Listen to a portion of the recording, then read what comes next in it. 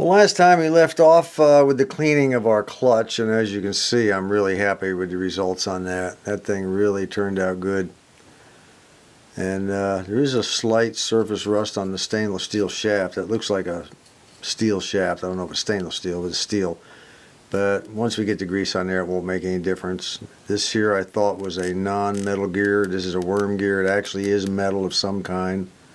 And of course we get down here to this gear here. This all nice and clean with very, very little wear on the bottom teeth here where it engages with that rack. Sort of like the old rack and pinion. I think steering, rack and pinion steering, I think someone already commented on that in one of the videos. Anyway, today what we're going to do is we've got to get the rest of this thing clean so we can press on. It's been a real chore, but I knew it was going to be a chore from the beginning. It's not something that's just not going to, zippity zip and it's done. Although we did get the grease out of here, and we did get the grease out of the gear inside that box there, if you'll recall. So we've tried Simple Green, we've tried Top Job, and we've tried Brake Cleaner. And yes, it cleans some of it, but it does not get it all. So what do? Well, I think it's time to bring out what I call the big gun. Inside our little service manual, they were smart enough to give us, on page 2468, a lubrication chart for two different kinds of mechanisms. One is just a standard chart for selectomatic mechanism, and this is one for the mechanism with stereo pickup. Okay, they're both essentially the same as far as I'm concerned. Let me see if I can prop this up a little bit, help us a little bit. There we go. Now, they've marked all the spots where you need to go ahead and use oil. There's two different types of things they used to lubricate the mechanism. They used what they called, where's a picture of it? They used what they called Seeburg general purpose or all-purpose oil. But what was the actual name of it? They called it, special purpose oil, okay? They sold it in a can, special purpose oil. Well, of course, we don't have any of that. And then some areas on this mechanism are not oiled. They're actually lubricated with lithium grease. Now, the ones that are lubricated with oil are marked with a star. See that little star right there? Well, if you go up to here to this picture and down to this picture here, everywhere you see a star, let me zoom in here. See, all the stars indicate oil. All right? Oh, that's where you go. And it's really easy to follow. Now, of course, this is after everything's clean. Now, the lithium grease, or what they call aero lubriplate, supposed to use it every 6 months. That's indicated by the letter L. And you'll see here that here's the letter L, and I think there's a couple up here at the top somewhere. Where were the other letter? Anyway, they're there somewhere. Seems to me there was more than one of those two right there, but I can't find them off the top. Oh, here we go. Yeah, here we go. See, they have letter L here and here. So everything that's marked with an L is the white lithium grease, what they called the lubriplate. Now, that's some pretty expensive stuff nowadays. So I talked it over with Brendan, and instead of using the special purpose oil by Seeburg, which you can't get anymore anyway, and the lubriplate, which is very expensive, there are other alternatives out there that are just as good. Here's what we're going to use. We're using the 3-in-1 oil, 20 weight motor oil. It's called motor oil. I'm sure you've all seen that. I just found out about this stuff just a few years ago. I thought all they ever had was 3-in-1, light oil, And I used it for a lot of things, but all of a sudden someone said, well, why don't you try motor oil? I can't remember what I was using the oil on, and I needed something a little heavier. And I said, motor oil? And they said, yeah. So they sent me to a link on the internet, and I said, well, I'll be darned. I didn't even know they made it. So I went shopping, and sure enough, they make all kinds of oil now. I went down to Lowe's yesterday, and they have a rack of oil there. And there must be 4 or 5 different kinds of oil that 3-in-1 makes now. Had no idea. For the lubriplate lithium grease, we're going to go ahead and use this. This is Lucas white lithium grease. multi-purpose. Now, about the only thing you can't use this in is wheel bearings. Okay, it gets too hot, but we don't have to worry about that with our machine.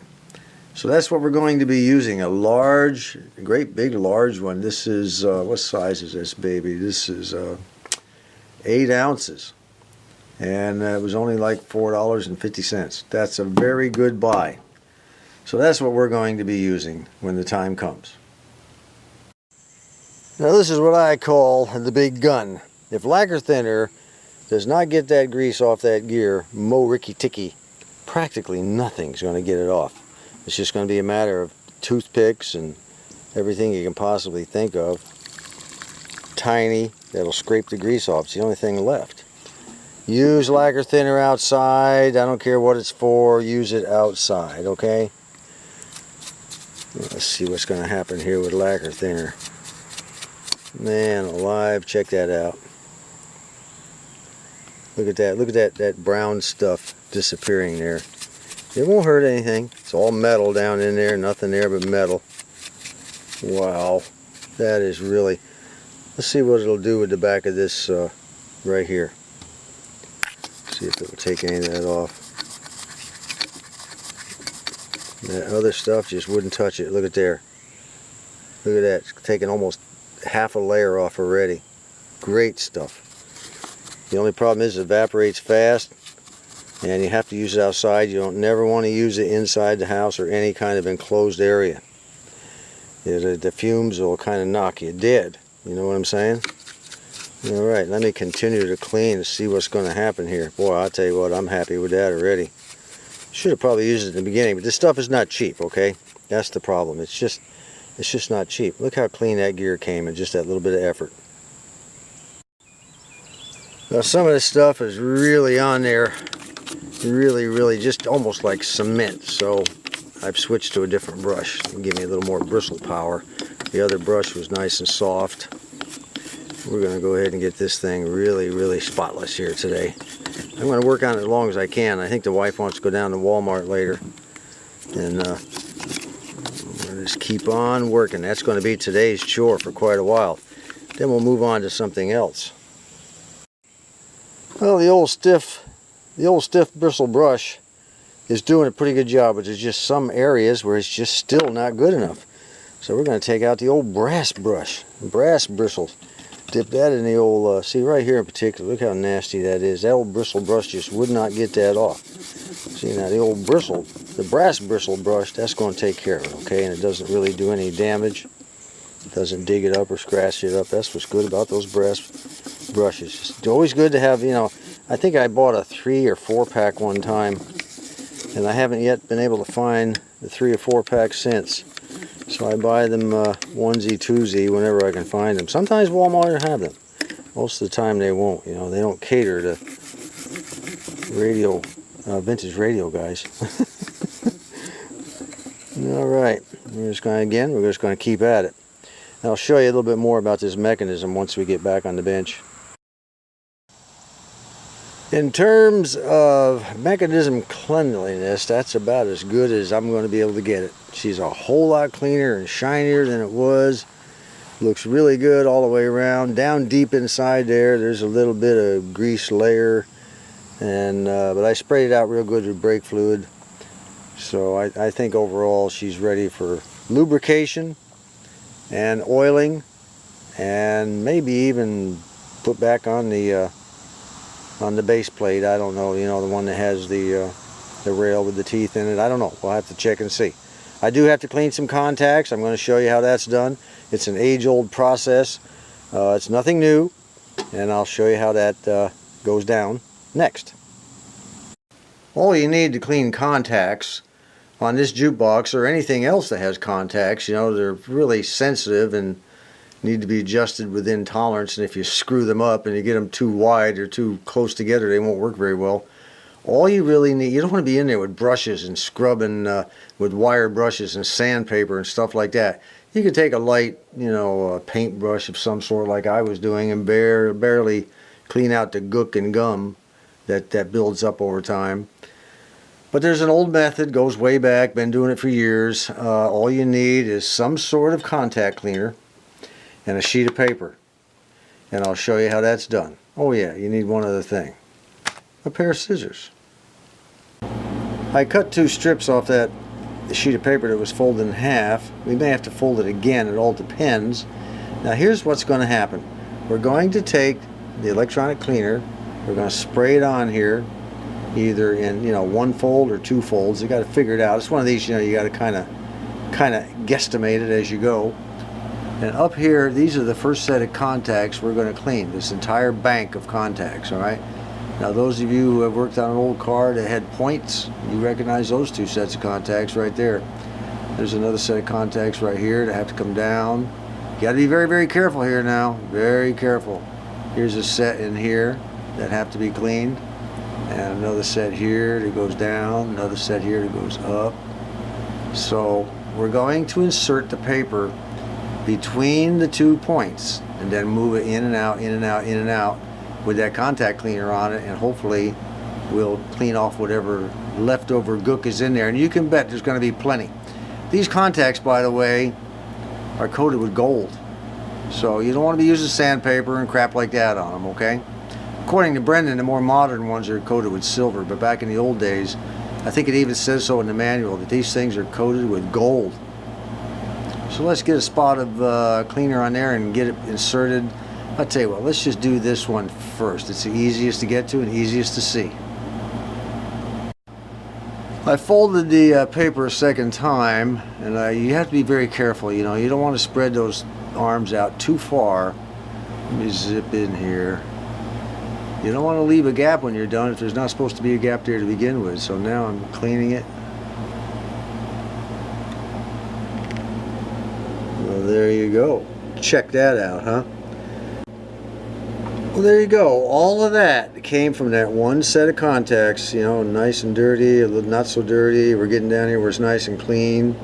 We'll go over it a couple more times, but one little set of contacts. So that's what I'm going to be doing over the next, maybe even the rest of the afternoon. But before we do that, let me talk to you a little bit about how the record mechanism works. Some of you may not have an idea at all. I sure didn't.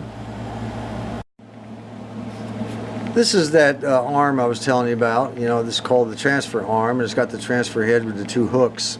And what happens is the mechanism goes back and forth the machine until it finds the record it's supposed to play, and then it stops. And then this little arm engages the teeth, those 2 little prongs there, engage the 45 RPM record, just like you see right there. I've got this mechanism held down with a screwdriver in the gear right now. But those 2 little prongs like that catch the edge of the record, and then once it has it, then the next movement is that it raises, this arm raises up, and it rolls the record player up this ramp. I mean the record up this ramp. Okay, it goes up the ramp. Meanwhile, this little baby right here, you know, you might think that this is the turntable right here. Well, the whole thing is the turntable, but the end of the turntable where the record goes is not the large size, it's actually just the small side. So what happens now, let me see if I can get a little light over here, a little more light anyway. So while this thing is coming up, this baby here is opening up this way, okay? See the spindle right there in the center, and then you have a larger one around the outside. The large is for the 45, the spindle's for the 33 1/3 if you have a speed adjustment unit on this thing. I need a little more cleaning to do in there. I got all the, you know, most of the grease and gook and crap, but this has to be greased down in that hole, and really good cleaning has to be done. I'll be doing that with Q-tips. But once the record gets in place, this thing here closes on the record, and then it begins, the motor begins to turn everything, and the needle comes down against the record, depending on what size you know that you're playing, and that's how it works. Let me put the record in place. I'll move the record up the ramp manually and put it in place to show you what it looks like. Well, that's what she looks like with the record in place. Cool, huh? This thing clamps back down on it, and then your arm, I don't know if your arm moves out of the way or not. I would assume it does. It goes all the way back down and gets out of the way of everything. And then it just begins to play. That's all there is to it. And this gear, it's all driven by that one motor. And this is the way she does. Just like that. There's one other thing I wanted to show you about these this record and that ramp down here, that flat ramp. Yeah, the arm brings it up, rolls it up the ramp, and sets it in place, and then this closes on it. But what happens after the record is done playing? How does the record get back into the magazine or back into the record rack, whichever you want to call it? Well, because what happens is this thing opens up when the record's done, and are you ready? Look at there. Gravity. It just rolls all by itself down that ramp back into the magazine. Pretty cool, huh? Well, I think wifey's about ready to go down to Walmart, so I think what I'll do is cut this. I don't think there's anything else I wanted to show you today. I think I about got it all. We'll go ahead and cut this video off a little shorter than, at least I think it's a little shorter. And until next time, this is John. Tell you what, before we close this one out, these 4 pins that ride on the bottom of the Tormat memory unit along those little bumps, now they all work fine. They all push in great, no problem. They just look a little worn to me. I don't know. I've never done this. Probably lack of lubrication. Is that solder there that I'm looking at? Do I have to like resolder it and put a bump back there? There's plenty of room. I'm not sure what that is. It would seem to me it would have to be solder, something soft. Otherwise you'd wear out those nubs on the bottom of that memory unit. Well, the smart guys out there, tell me what the answer to that one is. If it's solder, I can resolder. If not, what do I do about it?